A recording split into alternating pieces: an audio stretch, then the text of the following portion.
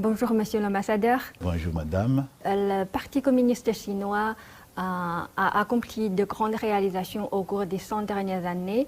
Comment évaluez-vous la gouvernance du Parti communiste chinois? Ici, on a vu que le gouvernement s'était décidé, on a vu surtout à partir du 18e congrès, et ça s'est accéléré avec le 19e congrès du Parti communiste chinois, la lutte contre la pauvreté, avec le plan triennal qui avait été mis en place après le 19e congrès. Et ces cibles ont été identifiées. Et puis, bon, le gouvernement a travaillé. Rapidement, on a atteint les résultats de la société de moyenne aisance et la sortie de la pauvreté. Naturellement, chacun de nos pays regarde ça avec beaucoup d'attention, mais comme la Chine le dit elle-même, la spécificité de la Chine, de son socialisme, nous regardons et on verra comment adapter chez nous. Êtes-vous déjà allé dans d'autres endroits en Chine? Qu'avez-vous ressenti? J'ai visité beaucoup de parties de la Chine. Et récemment, j'ai eu la chance de participer à la mission des diplomates qui s'était rendue dans la province du Xinjiang. Et nous avons visité des villages, bon, on les appelle villages, mais qui ont des allures de villes.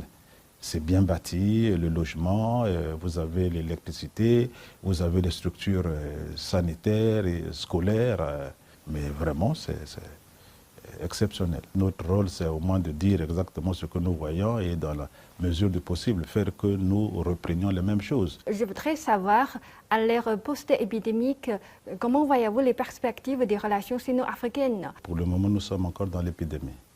Je voudrais souligner un aspect, c'est qu'on craignait beaucoup avec cette épidémie. On craignait que les relations Chine-Afrique se relâchent beaucoup. Mais au contraire, on s'est rendu compte qu'elles se sont plus, au contraire, raffermies pendant l'épidémie. On a vu une très grande solidarité se développer entre la Chine et l'Afrique au déclenchement de l'épidémie. Et aujourd'hui, à l'ère des vaccins, on a encore senti cette solidarité.